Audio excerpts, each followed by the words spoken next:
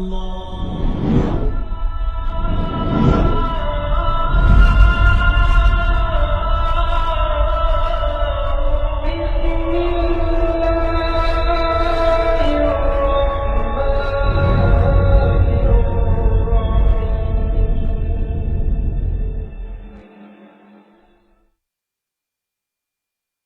setengah sifat wajib menjauhkan daripada berkahwin dengan dia. Ini cerita curang-curang ni. Perempuan ke lelaki ke sama, curang. Dia ada, hati dia ada dekat orang lain juga. Ni kalau perempuan macam ni, memang sangat buruk lah sebenarnya perangai dia. Sangat buruk perangai dia. Lepas tu, sibukkan diri dengan benda kebaikan. Jangan rasa bosan. Terutama kalau tak kerja ke, kalau apa ke kan. Kalau apa-apa lah. Atau suami kita jauh dari kita ke. Once kita kata bosan, ni dah terbuka pintu. Takut terbuka pintu benda lain lah. Takut terbuka pintu ada orang lain yang akan mengisi kebosanan ni. Tu yang kalau kita dengar cerita-cerita curang ni, dia punca dari situ lah kadang-kadang. Dengar kata-kata apa orang belah-belah agama, mereka cerita gitulah. Jadi kalau tak jaga betul-betul, dan kalau asyik, yang puncanya kebanyakannya daripada handphone lah, daripada media sosial. Kalau ada benda yang tengah memaling hati dia daripada suami dia, ni yang dikatakan perempuan itu dia gelar sebagai hunanah. Dia ingin pada lelaki lain. Ni satu yang sangat menakutkan lah. Macam ada lah juga cerita yang orang kata kan, orang kahwin, maknya atur, lepas tu tak bersama suami dia bertahun-tahun. Ini sebenarnya satu masalah yang sangat berat. Masalah sangat berat. Kalau jadi begitulah pada siapa, kalau keluarga dia ni kena buat sesuatu. Jangan biarkan begini. Sebab bila perempuan tu tak nak bersama dengan suami dia, dia tetap berdosa.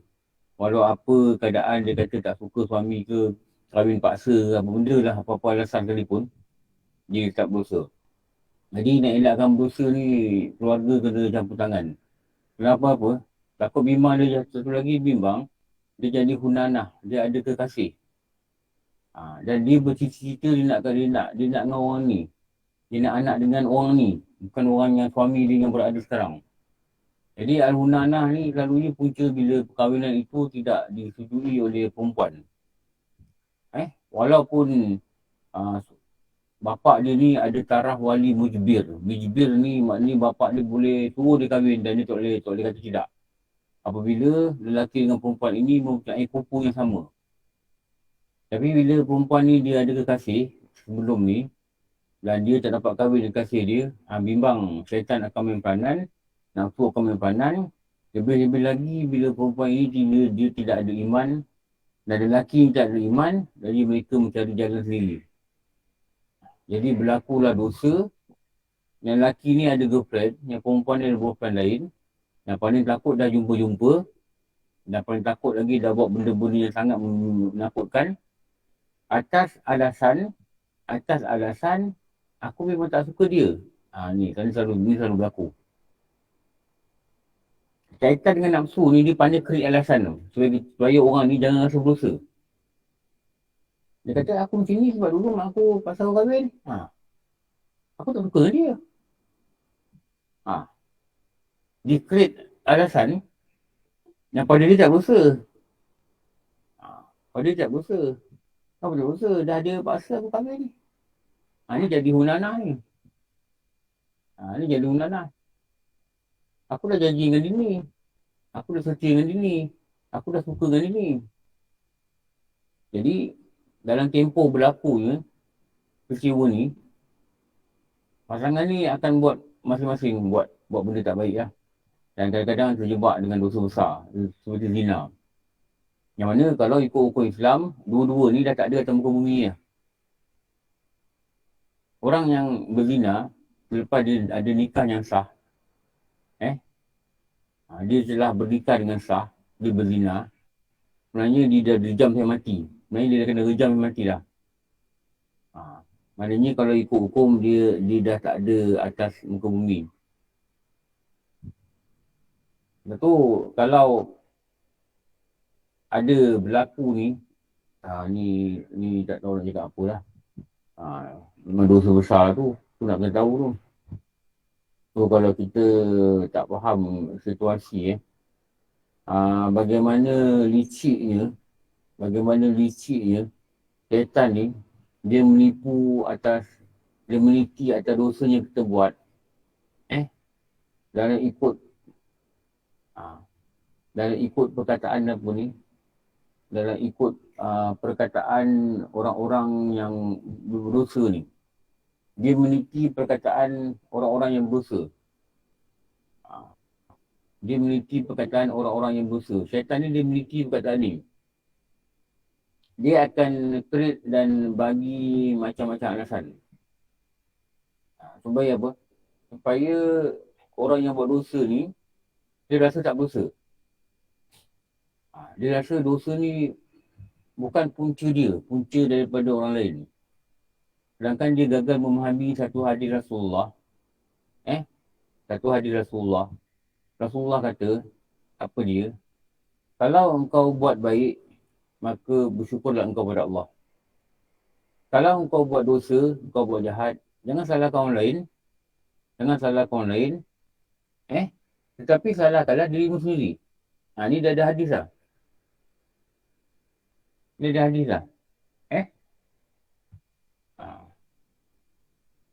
hadis. Lepas tu, macam mana? Benda ni Rasulullah dah warning je.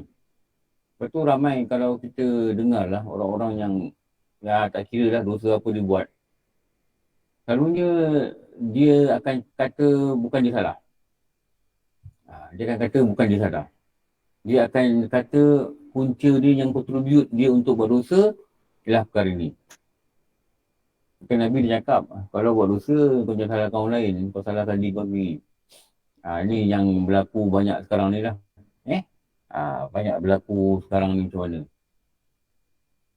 Kalau lelaki tu rasa dia nak kahwin lagi, kahwin je. Dah, habis cerita. Saya cakap betul. Banyak berlaku bila kena tahan ni tak boleh. Dan lelaki pun kadang dia sedar dia tak mampu. Tapi dia nak redah ke ombak ni. Tapi dia tak bersedia untuk dia pukul ombak. Dia redah. Akhirnya, lepas tu macam cerita kemudian. Kalau dia tahu trend orang Melayu ni begini, dia kena sedia hadapi. Kalau dia nak lah. Kalau tak nak, tak apa. Kalau dia nak miracle, itu cerita lain. Dia nak miracle. Ada yang kahwin 2-3 dia mengharapkan madu-madu ni berbaik-baik. Biasa lah.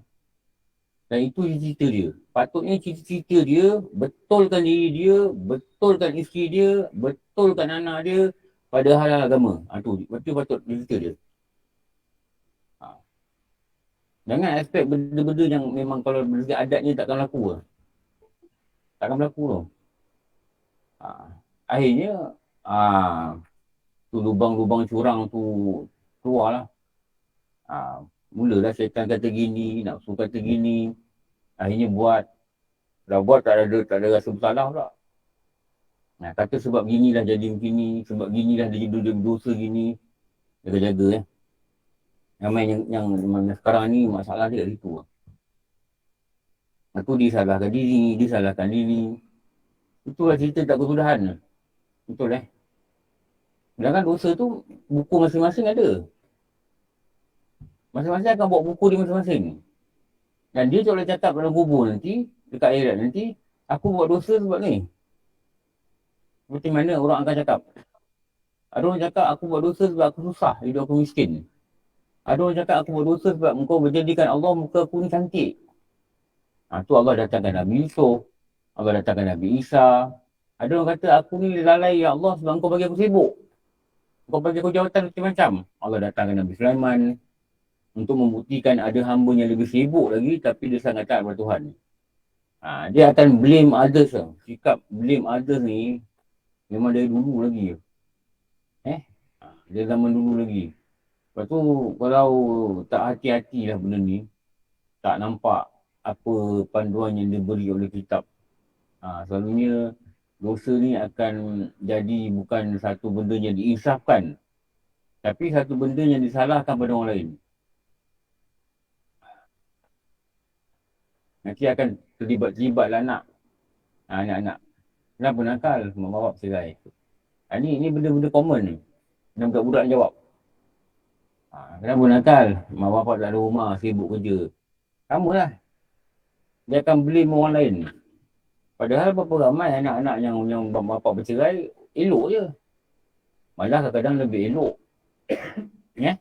Lebih baik dan lebih elok daripada mak bapak tak cerai. Macam saya selalu cakap lah. Sesi konseling yang bukan banduan. Ada kebanyakan bukan banduan ni bila dia ditanya antara soalan yang dia tanya, kenapa kau jadi macam ni? Ada juga yang jawab dengan betul. Ada yang jawab kata, ni dulu ni lagi. Bapak saya ni gaduh dengan mak saya tertekan kat rumah, saya jadi jahat. Selalu gitulah jawab. Mak bapak saya bercerai, saya ni hasil daripada robohnya sebuah rumah tangga. Ada cakap tunang, dia peras dengan tunang dia. Macam-macam jawapan yang dia bagi. Yang mana jawapan ni adalah semata-mata dia salahkan orang lain. Sebab tu orang macam ni sebenarnya, hakikatnya dia payah nak berubah lah. Nah ni saya cakap betul ni. Dia payah nak berubah. Dia payah nak berubah. Okey, siapa angkat tangan ni nak tanya-tanya?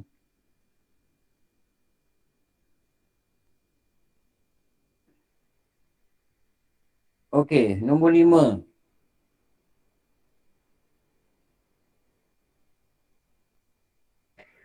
Nampak slide ke? Tak close eh?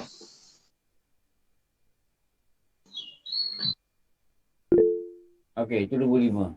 Nombor 4. ABCD. Al-Hudaqah. 3, 4. Salah ni. 4 apa? Patutnya 4. Al-Hunanah. Al-Hunanah nombor 3 kan? Ya, nombor 3 Ustaz. Ni nombor 5 ni. Salah. Nombor 5. Nombor 4. Okey, kita masuk lagi satu nombor 4. Ni dah terlepas ni. Nombor 4 dulu dah. Al-Buraqah. Al-Buraqah nombor apa? Nombor 4 Al-Hudaqah Ustaz. Al-Hudaqah. Saya tak tulis bahasa Arab. Macam malas nak tukar keyboard. Dia kena ni. Al-Hudaqah.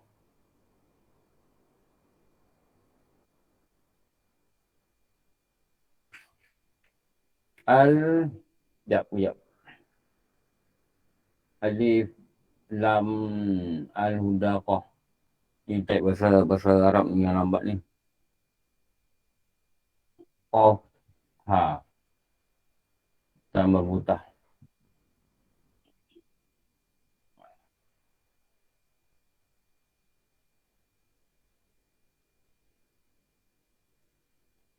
Dengan ambil lepas suku. Lepas suku jangan ambil orang masuk ni. Dah lewat. Kalau kat sekolah pun lepas suku dah kunci pintu lah.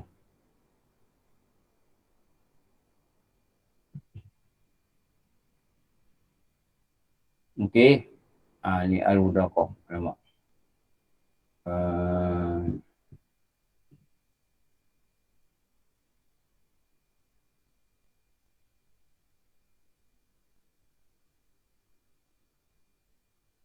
Iaitu perempuan yang gemar akan tiap sesuatu.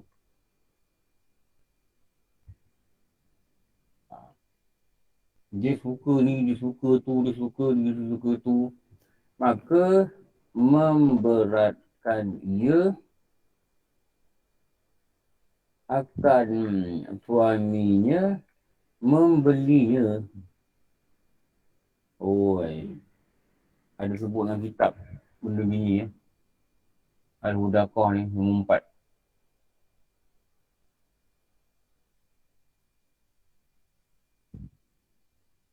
Perempuan yang suka, dia suka benda. Dan dia banyak suka benda. Benda ni, benda tu, benda ni, benda tu. Dan dalam kedudukan suami dia yang tak mampu. Tak mampu. Tapi dia pressure suami dia. Dia bagi tekanan kat suami dia. Untuk membeli apa kegemaran dia. Jadi perempuan ni dia panggil Hudaqah. Al-Hudaqah ni. Itu patutnya tidak orang yang belajar agama dia bukan sikap macam ni lah. Sepatutnya.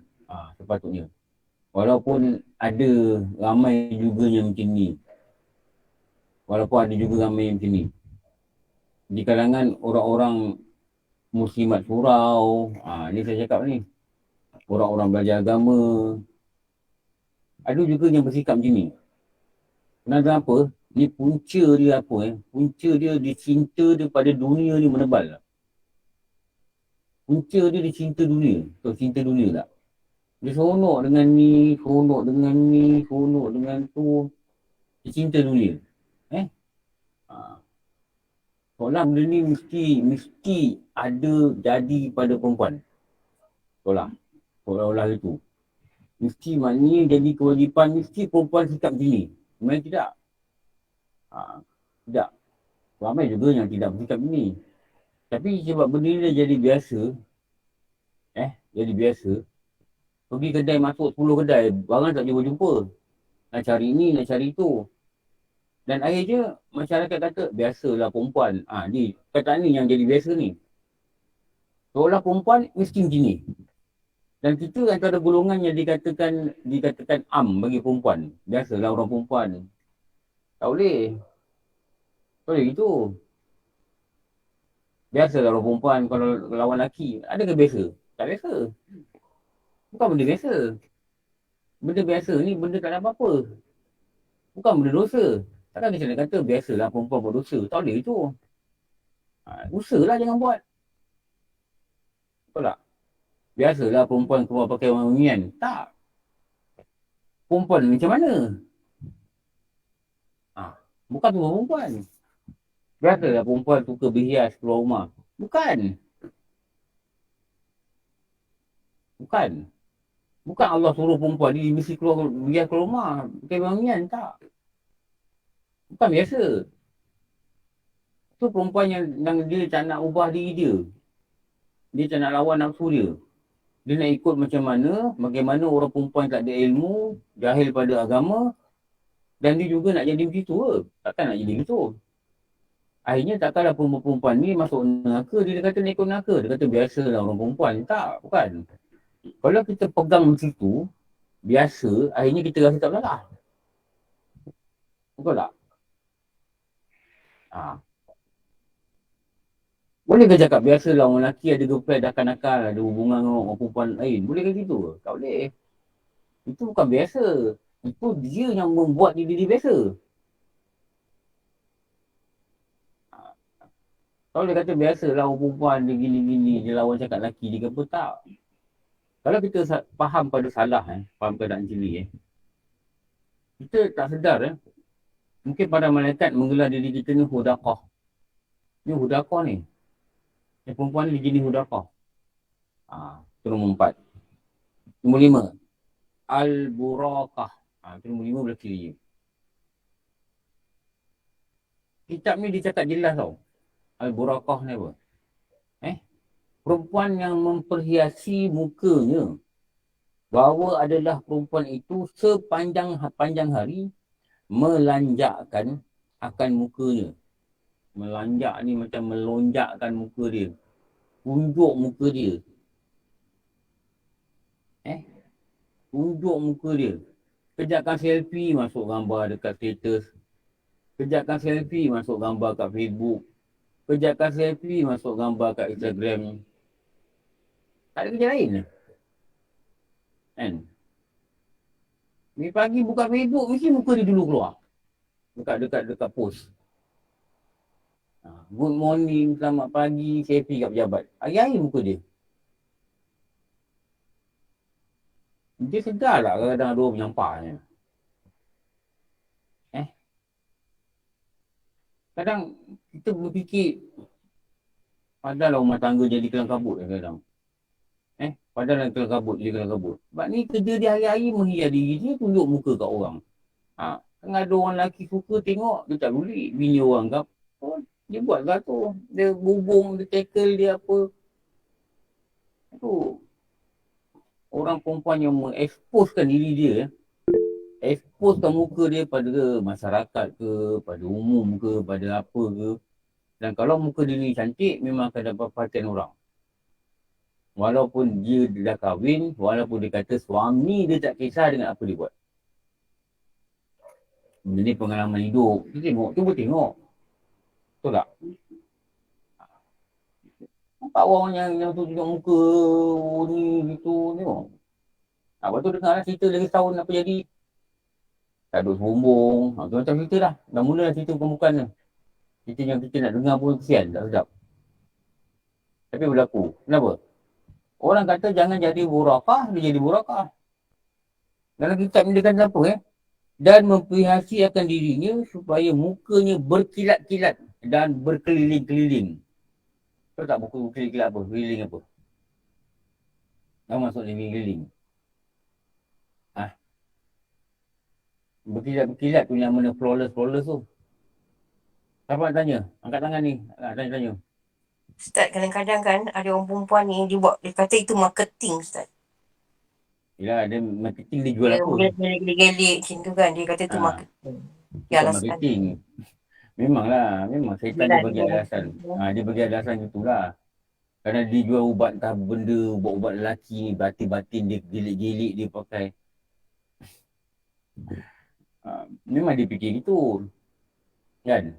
Dia fikir gitu. Supaya orang tengok Instagram dia, orang tengok Facebook dia. Barang laku tak laku tu soal lain. Tak laku mana pun barang dia, tak kaya pun tengok dia kadang. Tapi dia bukan market produk tu. Sebenarnya dia market maruah diri dia. Tahu? Dia pasarkan maruah diri dia kat orang. Barang tak laku juga kadang. Tak ada pun dia kaya kadang. Tak ada pun dia kaya. Kadang-kadang orang tu ada make-up yang pakai pudar tu. Budak tu kaya. Kaya pula budak tu. Ada pula gelik-gelik tengok. Jangan market maruah diri dia. Jangan pasarkan maruah diri dia pada orang. Atau dunia tengok. Atau dunia tengok. Ni yang nak kena hati-hati. Saya tanya tadi, apa maksud berkeliling-keliling?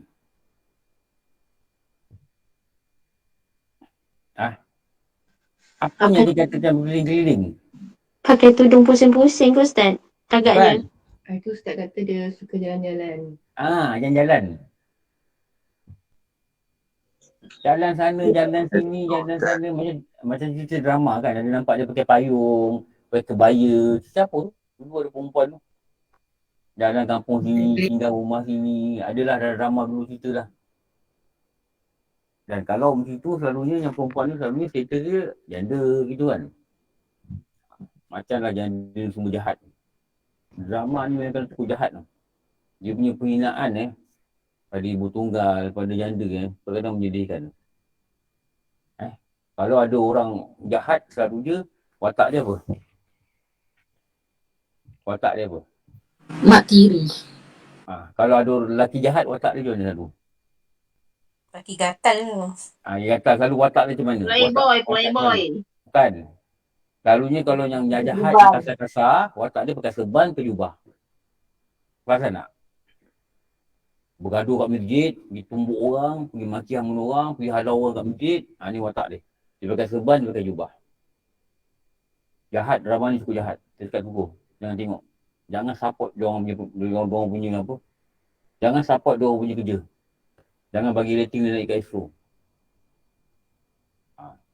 Tak ramai yang meletakkan mesej yang baik. Selalu dia meletakkan mesej yang menghina-hinakan orang. Kalau janda, mesti gini, mesti suka gini, mesti mulut terlupa. Itu lah. Kita tengok ni apa yang nak tunjukkan. Tak ada benda positif yang tunjukkan. Sedangkan bukan semua orang begitu. Kenapa tak tunjukkan benda yang baik? Betul tak? Agar boleh orang ikut. Hei. Tak tahu nak cakap lah. Haji Malik nak tanya apa Haji Malik?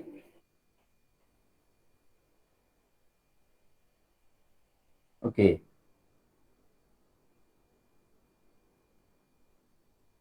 Dan makna kedua, kebanyakan ia memarah atas makanan dan tiada memakan melainkan dengan sendirinya dan lagi tiap-tiap sesuatu yang dibagikan oleh suaminya akan dia maka mengata ia kurang lagi dan tidak cukup. Dia selalu cakap yang apa suami dia bagi tak cukup lah. Tidak memadai. Dia kata ni tak cukup. Suami dia beri apa dia tak cukup. Ni dikatakan juga murakah. Ni ada juga berlaku. Lepas tu hadis yang sahih daripada riwayat Imam Ahmad ni, setiap wanita yang menggunakan wewangian, kemudian ia keluar dan melewati sekelompok manusia. Dia keluar dan dia melewati sekelompok manusia. Apa dia kata? Agar mereka dapat mencium bau harumnya, maka ia adalah seorang penzina dan setiap mata adalah penzina. Kita pakai perfume ni, orang perempuan ni pakai perfume. Dia, kalau dia tanya kenapa dia pakai?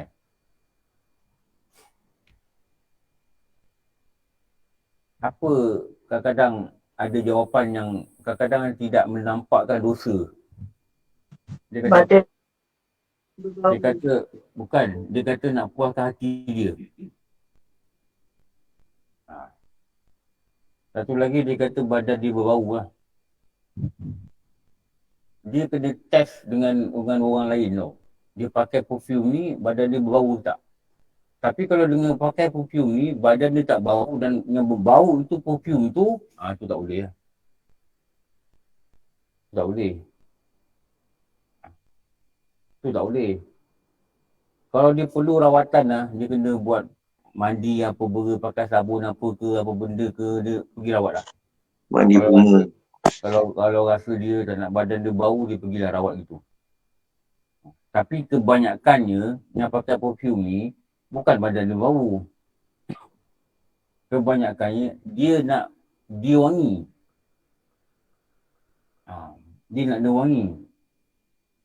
Lepas tu kalau kawan dia pakai, dia berasa perfume dia, bau dia bagus pada dia kan. Dia akan tanya jenama apa kau pakai. Kenapa dia tanya? Sebab dia boleh cium bau perfume perempuan ni. Kawan dia ni. Bila orang perempuan tu boleh cium perempuan dia punya perfume, pastilah orang lelaki yang keliling tu pun boleh cium bau perfume tu. Ni pasti. Dan ramai orang yang dikatakan, macam mana hadis kata, dia diletak sebagai title seorang penzina. Tanpa dia sedar. Kenapa dia pakai perfume? Dia pakai wangi-wangian keluar rumah. Yang ni bukan saja orang kerja. Orang tak kerja pun pakai. Dah pencen dia keluar rumah, dia pakai. Kata boleh bau, dia dekat kita. Dia dekat surau sama. Kita dah habis mengajar, dia datang kat kita. Ustaz ni ada soalan. Itu kita tu bau yang pertama perfume dia. Dia tak sedar tu kita bau perfume dia. Ini yang bimbang ni. Lepas tu keluarlah alasan-alasan yang menahan dia daripada dia kata diri dia bersalah. Tapi takkan nak busuk-busuk Ustaz? Ni soalan gini. Lepas tu perempuan ni sebenarnya dia tak digalakkan keluar rumah. Sebenarnya. Sebab dia kalau keluar rumah je, dia akan buka benda-benda fitnah pada diri dia. Dia akan hias diri dia. Tahu? Dia akan pakainya baik-baik. Dia akan pakai benda terbaik. Kena pula kawan-kawan dengan orang fashion ni, pakai pula benda fashion. Yang pakai simple-simple tak ada. Yang pakai simple tak ada. Dia tak akan pakai simple. Kenapa? Watak dia ni, watak perempuan ni dan watak manusia ni memang dia suka untuk memperhiaskan diri dia. Itu yang Allah Ta'ala kata dalam Quran tu, inilah sikap dikatakan perempuan-perempuan jahiliahnya dulu. Jahiliah dulu dia tak suka duduk rumah. Dia pada dia duduk rumah ni bukan kerja dia. Bukan benda keseronokan dia. Dia suka apa?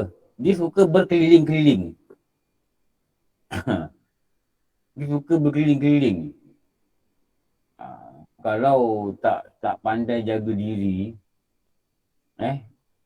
luar rumah ni jadi rombong dosa untuk dia lah. Luar rumah ni jadi rombong dosa kat dia. Kalau kita tak hati-hati, luar rumah ni jadi rombong dosa untuk perempuan. Sedangkan perempuan lah yang ramai pergi belajar, perempuan lah yang rajin pergi masjid, perempuan lah yang rajin, benda-benda kebaikan ni banyak perempuan lah. Kalau nak kata zikir dia rasanya perempuan lagi rajin. Tapi kalau dia tak faham, dia pada atas amal ni dia tertipu. Sama macam lelaki jugalah. Kalau dia tak faham, atas titian amal ni dia masuk neraka. Tu moga-moga Allah beri kita belajar agama lah. Kita faham apa yang kita buat ni salah, apa yang kita buat ni betul, dekat mana tipuan dia yang betul ni, kalau tak hati-hati. Kalau kita tak tahu tu yang ramai ketipu ni jaga-jagalah. Dulu Imam Ghazali ni saya cakap banyak kali, dia ada satu bab yang disebut dalam kitab Ihya Ulumuddin, nama dia Ghurur. Tertipu. Okey, tanya, siapa kat tangan ni? Saya Ustaz. Ustaz, saya tak faham yang dan makna yang keduanya bahawa kebanyakan ia memarah atas makanan dan tiada memakan melainkan dengan sendirinya. Yang memakan melainkan dengan sendirinya tu Ustaz. Maksud dia apa Ustaz? Dia makan dengan sendiri, dia katakan tamak lah. Tamak pun dia, banyak makan pun dia. Dan bila makan dia banyak komplain ni. Kau banyak komplain tak? Tak sedap lah, macam-macam lah Ustaz. Macam-macam lah. Bukan setakat tak sedap je. Macam-macam lah. Macam-macam. Okay, baik Ustaz. Kalau dia dapat melihat one step ahead. Tahu? Kalau dia dapat memikir satu langkah ke depan. Tak sedap ni pun siapa yang bagi dia rezeki yang tak sedap ni? Kalau dia dapat merasai Allah yang beri. Allah yang beri. Adakah layak dia sebagai hamba kata, tak sedap lah. Layak ke? Tak boleh. Kalau dia fikir satu langkah ke depan, dia akan makan je. Rasulullah ni, dia watak dia memang orang kenal lah. Kalau dia tak suka, tak makan. Tapi dia tak pernah cerita. Dia tak pernah cerita makanan. Dia memang watak dia gitu. Okey, tanya, siapa kat tangan ni? Terima kasih Ustaz. Nora Sulaiman. Apa soalan? Okey. Itu nama dia apa? Burakah. Saya rasa dekat Muhimmah ni, bab perempuan berhias ni, dia cakap berulang-ulang. Kalau perasan lah. Bab perempuan berhias ni, bercakap berulang-ulang. Siapa yang dulu pergi kerja pakai lipstick, pakai ini, pakai itu, baru mati ni taubat lah. Saya cakap betul lah. Sebelum mati ni taubat cepat. Taubat macam mana? Kesal lah dulu aku pakai lipstick. Aku hias untuk siapa ni? Betul lah. Sampai ofis pergi bilik air dulu. Tengok muka. Nak keluar lunch, tengok muka dulu kat bilik air baru keluar. Itu semua tu nak tunjuk kat siapa? Mesti nak tunjuk kat orang. Betul tak? Mesti tunjuk kat orang. Lelaki ke perempuan. Mesti nak kelihatan cantik daripada orang lain. Lepas tu, bila perempuan ni dia keluar, memang pintu dosanya ni selalu terbuka luas lah bagi dia. Kalau dia tak hati-hati, kalau dia tak tengok betul-betul, ni yang dia masuk dalam akaun dia lagi ni. Dosa berhias. Hari-hari masuk kau benda kerja. Dosa berzina. Hari masuk dekat diri dia. Tak kira lah salah ke apa sekali pun kadang. Habis nafsu akan backup dia. Syaitan akan backup dia. Kata apa? Takkan muka nak kusam je. Ni benda-benda berkaitan ni selalulah. Takkan muka nampak pucat je. Ini benda ni biasa untuk backup diri dia. Syaitan cakap dengan dia gitu. Syaitan masukkan fatwa gitu. Supaya dia ni tidak dikatakan berdosa.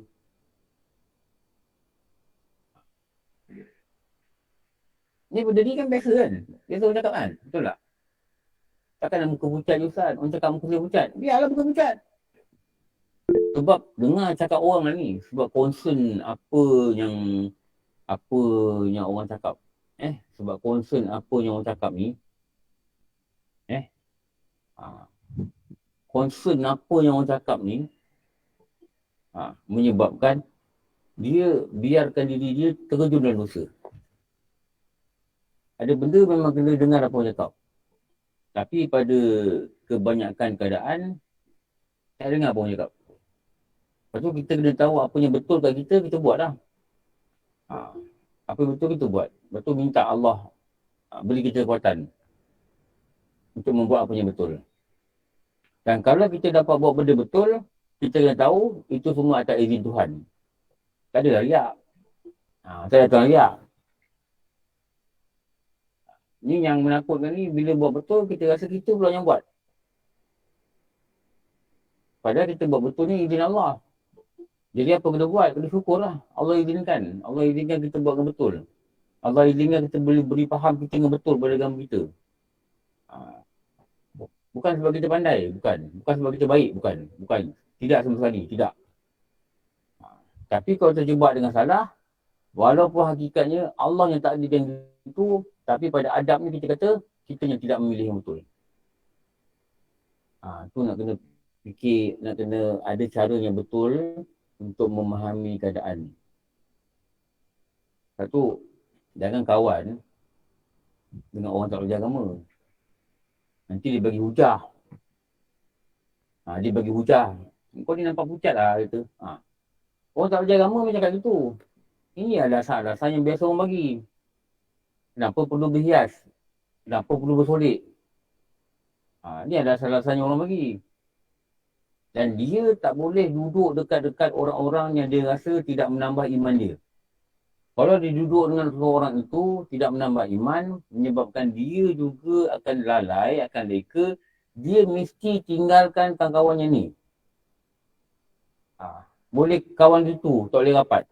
Sebab dia tahu, dulu dia rapat dengan budak-budak ni dah menyebabkan dia jadi orang yang berhias, orang yang bersolek, orang yang berkeliling-keliling kat kampung. Okey, tanya, Haji Yus. Assalamualaikum Ustaz. Salam. Ustaz nak tanya ni, nak kongsi baru ni di Masjid Nanding baru ni, Surau Nanding. Ada Ustaz tu bercerita baru tentang halangan di jalan raya tu, maknanya kalau tak silap saya hadis tu nyatakan bahawa walaupun ada sebatang halangan, maknanya kita boleh okey. Saya nak kaitkan dengan ni. Satu cerita yang baru iaitu bam tengah jalan tu. Bam apa? Bam kat rumah-rumah, kadang kat perumahan dia buat bam kan. Bam tu. Jadi dia persoalkan, dia kata kalau ikut bumper tak, kalau ikut dalil akal boleh, tapi ikut agama tak boleh sebab dia banyak mengganggu halangan orang lain. Sebab yang jadi semalam kupasan yang menarik juga, termasuk saya ngaji Razak semalam pun bertanya Ustaz tu. So macam mana komen Ustaz tentang yang berbalik dengan tadi Ustaz? Bumper ni. Bumper tu dia punya tujuan tu nak slow down the vehicle kan. Selalunya kita nampak bumper ni, kalau jalan lurus, orang akan pasang bumper. Atau jalan tu ada seekor kereta nak keluar, orang pasal bumper. Memang kalau nak ikut, orang duduk flat, letak barang depan pintu rumah dia, tempat orang lalu lalang, itu berdosa. Satu. Orang letak barang kat tangga, flat, pun berdosa. Kenapa berdosa? Kalau kebakaran, orang turun ikut tangga, dia halang orang turun. Nampak tak flat orang tahu basuh bunga dekat laman dia? Tak depan pintu kan? Tahu? Boleh ke? Kalau ikut hukum tak boleh. Orang letak pasu dekat koridor, dekat tempat-tempat atas tu, yang boleh jatuh kalau angin tiup, itu pun berdosa. Sama lah bumper ni. Bumper ni, dia patutnya kalau dia nak buat, dia kena apply lah. Dia punya kat tanah dia. Betul tak? Bajet orang taman buat sendiri. Dia patutnya kena apply. Yang berhak buat bumper ni bukan kita. Majlis yang berhak buat bumper. Dan dia ada signboard dia lah. Signboard yang tunjuk bumper tu. Itu bawa bumper yang betul. Taman-taman ni kebaikan bumper betul ke? Kalau jalan ni, saya cakap kalau jalan dekat rumah saya lama dulu, daripada Bukit Belimbing, nak pergi Cerah Utama, 18 bumper. Saya dah kira dah. Kalau Taman Kacang Permai, daripada Jenaris, nak pergi Surau Ar-Rahman Kacang Permai ni, lebih daripada 16 bumper. Kat saya berkira. Tahu? Satu lorong ni, dekat 10. Gergam. Boleh ke dia buat ni? Tak boleh. Itu kat tanah dia. Ada pula dia letak satu bumper pula. Bagilah apa-apa alasan. Jangan laju, motor laju ke apa. Itu kena selesai cara lain. Kadang ukuran dia Ustaz. Ukuran dia pun tak betul Ustaz. Ukuran tak betul tu yang kereta rosak tu. Dia terhentak tau. Motor dia terhentak. Sebab dia buat tu tak betul. Dia kalau betul, kereta tak terhentak. Ada juga tempat yang patut ada bumper, tak ada bumper. Dah ada budak mati pun tak ada bumper. Dah kalau mengandung Ustaz pun beranak lah Ustaz. Memang beranak. Ya Allah, banyak betul ni. Dulu ada satu budak kerja klinik swasta. Dia pernah cakap dengan satu orang tau. Satu orang cakap dengan saya. Dia kata aku senang je, dia kata. Kalau aku, orang susah nak beranak klinik aku bawa DGH lah selalu. Ada orang bawa DGH. Antara DGH tu banyak bumper, aku biarkan dia entak kuat-kuat dia. Dia sampai je dia sebab beranak. Dia pernah cakap itu dengan seorang ustaz cakap dengan saya. Kamu cakap lah klinik mana kan, tak baik lah. Tapi perkataan tu ada, betul. Betul. Memang halangan. Selemah-lemah imam itu menghilangkan halangan di jalanan kan. Tapi sekarang ni orang buat halangan ni. Orang bumper. Tadi Ya Ustaz. Sini kat Siti tak pernah tengok bumper Ustaz. Dia akan letak signboard. Dia tulis please slow down children at play ataupun just please slow down aja. Tak pernah kat Siti tengok bumper sini. Nah itulah sistem dah lama. Kalau dekat pedalaman Sabah Sarawak kan, dia taruh kayu tau, kayu. Kayu tu dia paku. Jadi kayu tu jadi 3 keping kan. Dia paku jadi macam 3 segi lah. Letak. Diorang kampung buat sendiri. Dan kalau pergi pedalaman lagi dekat Sabah, dia tulis satu signboard. Perlahan. Dia tulis apa? Anjingku mahal. Dia tulis. Terlanggar anak anjing dia, mampus. Ada tempat tulis perlahan, ayamku mahal. Saya kerja Selcom dulu, budak yang naik kereta dengan saya ni, langgar anak ayam. Mati lah. Lepas tu tuan dia ni ada depan rumah. Anak ayam dia berlerak gitu kan. Yang kan anak ayam semua dah pergi, terlanggar seekor. Ni cerita dekat Sabah ni, kat Sapulut. Masuk nak pergi pada galungan. Dia tahan kata. Dia minta RM300. Ni kawan saya ni orang Sabah. Dia tanya, kenapa sampai 300? Mau ganti kau punya ayam kata. Dia kata ayam ni kalau besar dia bertelur, dia beranak. Betul mahal dia kata. Lepas tu dia ambil handphone, dia nak call satu sabadi lah. Dia kata, Kereta ni dia langgar ayam aku lah. Kalau dia tak mau bayar sama aku, kau tahan dekat luar. Jadi kawan saya pun call bos tak cakap apa, bayar dekat 300. Tak nak kena pukul. Tu je sebenarnya. Tak nak kena pukul. Tak bayar, dia, kawan dia, diorang yang kampung ni satu jalan je nak keluar kampung tu. Dia calling abang Long ni kat depan, tunggu lah. Memang diorang buat betul. Jangan ada estimate diorang tau. Saya tahulah orang sana.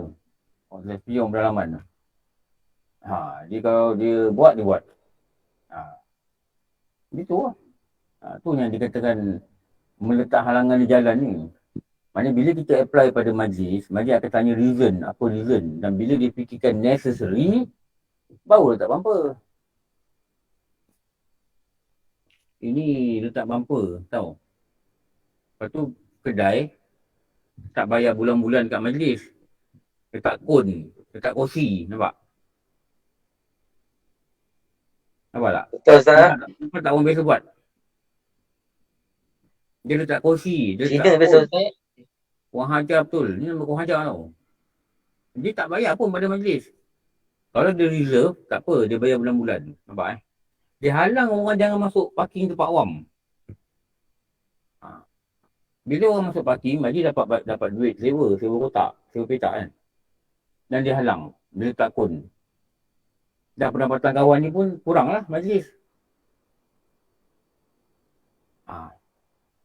Padahal dia tak sewa. Oh ya, ini banyak jadi ya kat taman perumahan tu. Selamba je dia, tak kira. Nak cakap macam mana kan? Bila syariat tu tak dia faham, jadi gini lah. Okey, burakah. Okey, burakah nombor apa? Nombor 5. As-salaqah. Nombor 6. Ni 6 sifat ni. Dia masuk nombor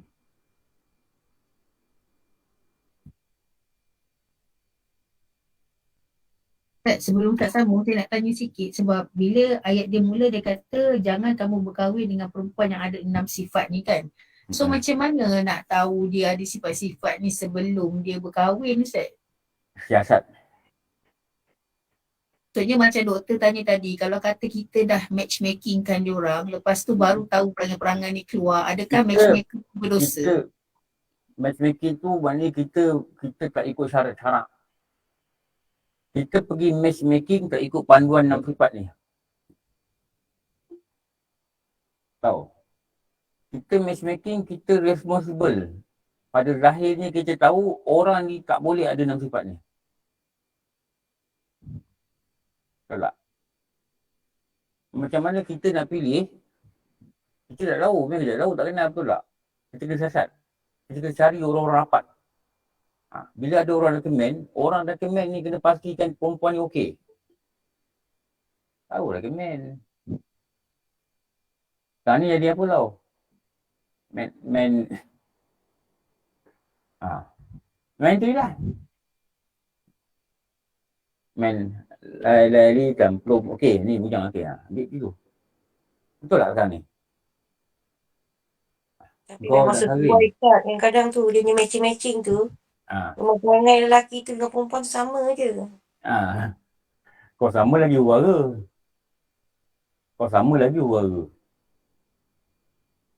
Sekarang ni main macam tu je. Dia okey, dia kerja tau. EPF dia banyak.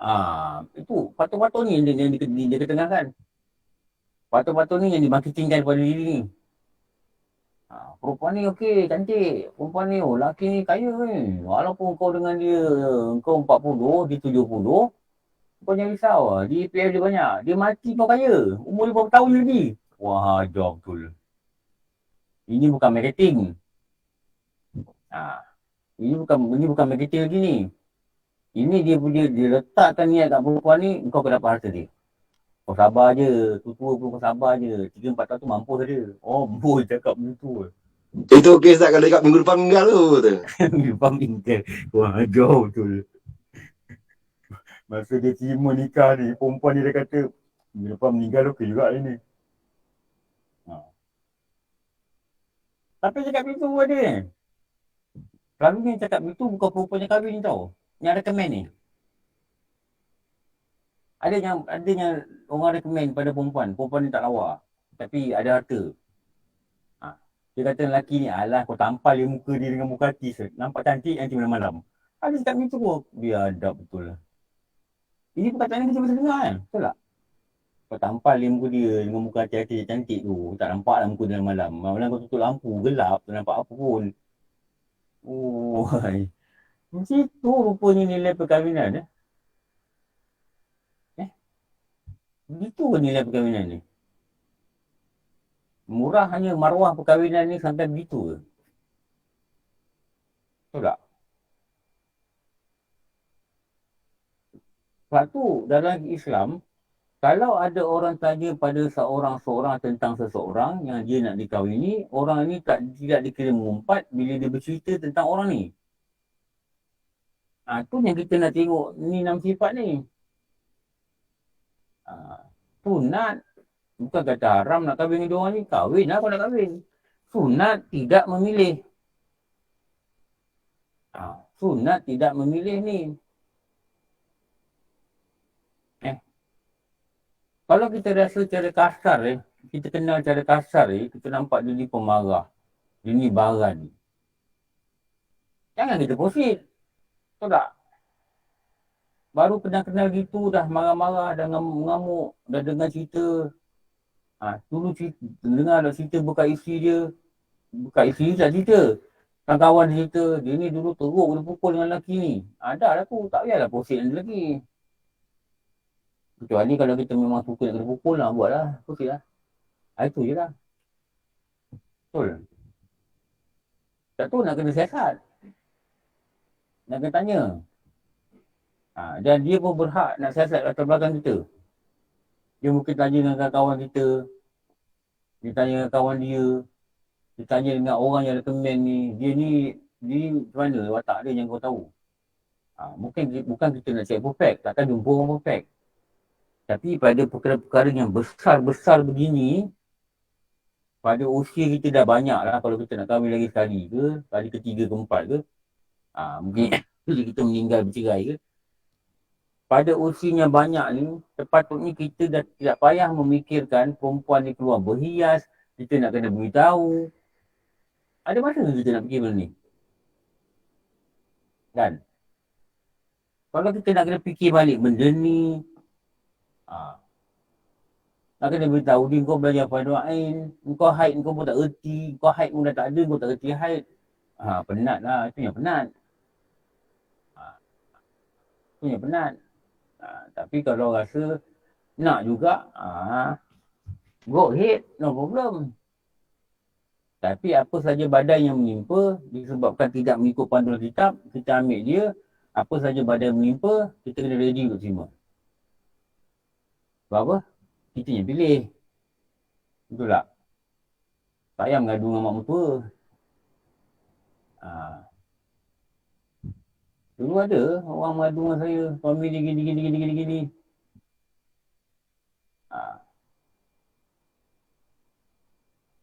Saya saja dah bincang dengan mak dia.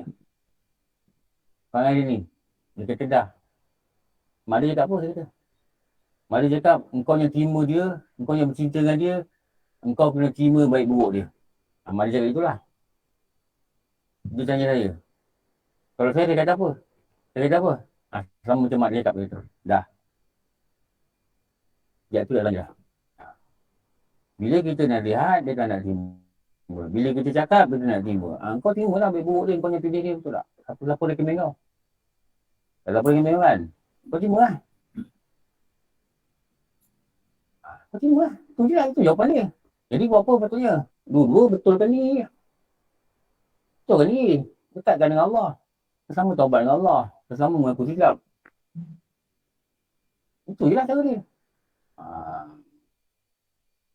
Tak buat hati juga. Tak buat hati, pergi lah mahkamah. Tak pun cakap lagi. Dia nak expect kita pergi nasihat. Sedangkan bila kita pergi nasihat, kita kena marah. Saya yang campur hal rumah saya. Ya. Dia nak expect kita nasihat dan dia nak cakap jangan beritahu dia beritahu suami dia yang kita tahu cerita dia. Habis nak decide macam mana? Dia bukan ikut belah kita. Nanti pun nak call dia, ni mesti dia syak betul tak? Susah betul lah orang macam ni. Betul dia kata. Nak Pukul 9 Ustaz. tak nak duduk berbincang. Pukul 9 Ustaz. Okey, nanti sambung. As-salaqah. Okey. As-salaqah. Nombor apa? 1, 2, 3, 4, 5, 6. As-salaqah. InsyaAllah, sambung. Alhamdulillah Rabbil Alamin. Wassalamualaikum ala syafi'i anbiya al-mursalin. Sayyidina wa maulana Muhammad wa ala alihi wa sahbihi ajma'in. Rabbana atina fid dunya hasanah wa fil akhirati hasanah wa qina adzabannar. Wa sallallahu ala sayyidina Muhammad wa ala alihi wa sahbihi wa barakatuh. Alhamdulillah Rabbil Alamin. Siapa nak sambung boleh dengar petah. Wallahu alam. Assalamualaikum warahmatullahi wabarakatuh.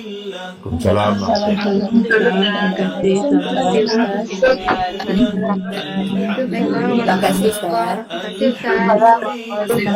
Alhamdulillah, alhamdulillah, alhamdulillah, alhamdulillah, alhamdulillah, alhamdulillah, alhamdulillah, alhamdulillah, alhamdulillah, alhamdulillah, alhamdulillah, alhamdulillah.